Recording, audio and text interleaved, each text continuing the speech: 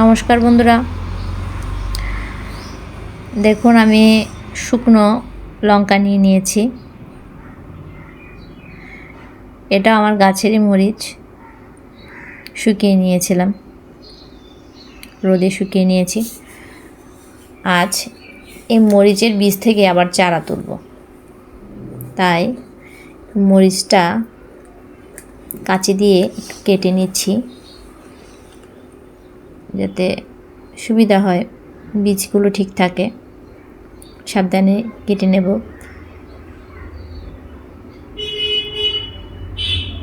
এই যে বীজগুলো বের করে করে একটু একটু ফেলছি টপে। এভাবে বীজ ফেলবেন, একটু ছড়িয়ে দিবেন, তারপর একটু মাটি নিয়ে ওই বীজগুলোর উপরে করে ছিটিয়ে দিবেন।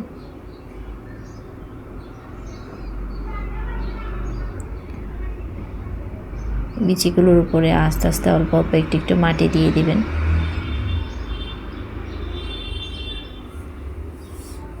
ব্যাস হয়ে গেল। এবার এখানেও আরেকটি টপেও আমি এভাবে এই যে মরিচ কেটে নিয়েছি, তার বীজগুলো বের করে করে ফেলে দেব।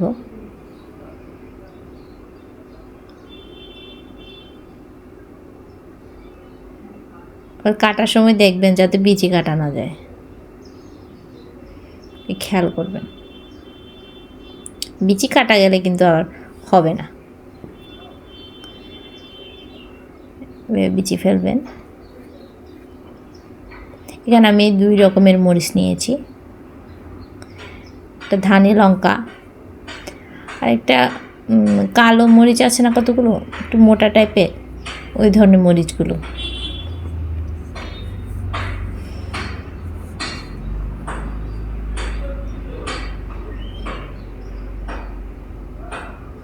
ছড়িয়ে ছড়িয়ে দেব।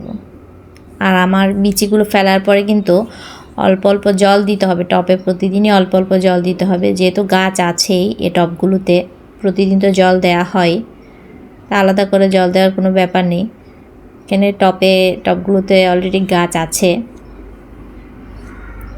তাই পানি তো এমনিতেই দিব। আপনারা যদি আলাদা টপে দিয়ে থাকেন তাহলেও তাই বলছি যে পানি দিতে হবে, অল্প অল্প জল দিবেন।